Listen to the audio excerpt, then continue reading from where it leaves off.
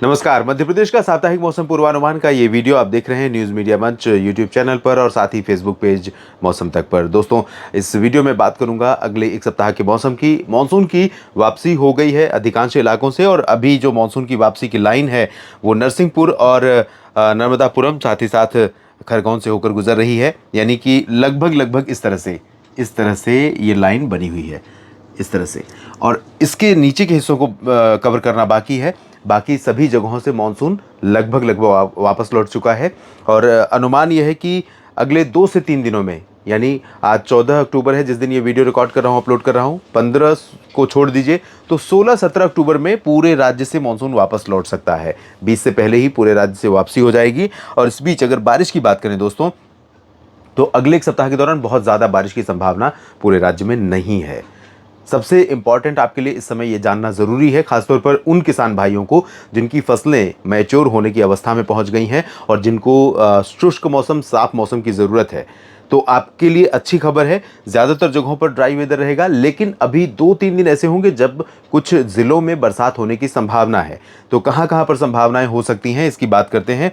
अगले 24 घंटों के दौरान, यानी कि 15, आज तो कई जगहों पर बरसात हुई होगी दक्षिणी भागों में, आप कमेंट बॉक्स में बताएंगे मुझे। अलीबाग से लेकर, अलीराजपुर से लेकर बड़बनी, खरगोन, खंडवा, हरदा, बैतूल, छिंदवाड़ा, सिवनी, बालाघाट, डिंडोरी, अनूपपुर, मांडला, इन भागों में कुछ स्थानों पर वर्षा हुई होगी।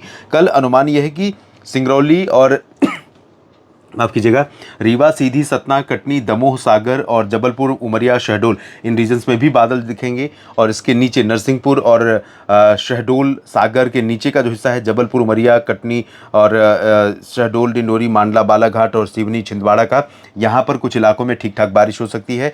पश्चिमी मध्य प्रदेश के भागों में रायसेन, विदिशा, भोपाल, बैतूल, हरदा, खंडवा, बुरहानपुर, अलीराजपुर, खरगोन और धार, इंदौर, झबुआ, रतलाम, मंदसौर, नीमच, आगरमालवा, उज्जैन, राजगढ़, अशोकनगर, गुना, शिवपुरी, श्योपुर और ग्वालियर, दतिया, निवाड़ी, टीकमगढ़, भिंड, मुरैना, इन सभी भागों में शुष्क मौसम रहेगा। पूरे सप्ताह में बरसात की कोई संभावना नहीं है। 24 घंटे के बाद 16 अक्टूबर को अनुमान यह है, 15 के बाद 16 अक्टूबर को अनुमान यह है कि इन दक्षिणी क्षेत्रों में कहीं कहीं पर हल्की वर्षा होगी। 17 को भी इन दक्षिणी भागों में कुछ स्थानों पर, 18 को भी कुछ स्थानों पर हल्की वर्षा की संभावना दक्षिणी जिलों में रहेगी। बाकी दिनों में उत्तरी या इन दिनों में भी 17-18 को भी उत्तरी रीजन में सभी जगहों पर शुष्क मौसम रहेगा मुख्यतः, और बीच बीच में उत्तर की हवाएं चलेंगी।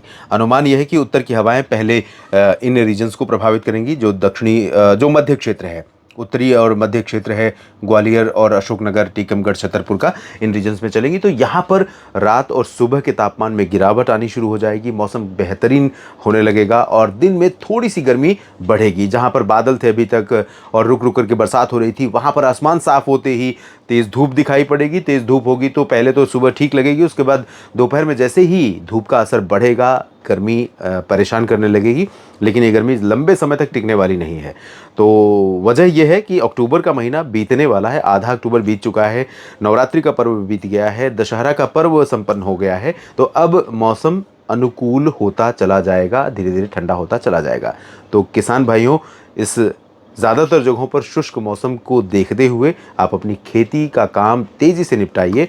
और क्या कुछ अपडेट होगा, क्या कुछ बदलाव दिन प्रतिदिन इन मौसमी पूर्वानुमानों में होंगे, उस पर मेरी नज़र लगातार बनी रहेगी। आपको अलग अलग वीडियो के माध्यम से अपडेट करता रहूँगा। मेरे साथ आप यूट्यूब मौसम तक और न्यूज़ मीडिया मंच पर, फेसबुक पेज मौसम तक पर आप लगातार बने रहिए। आप सभी का समय शुभ रहे, आप सभी के लिए मौसम अच्छा रहे।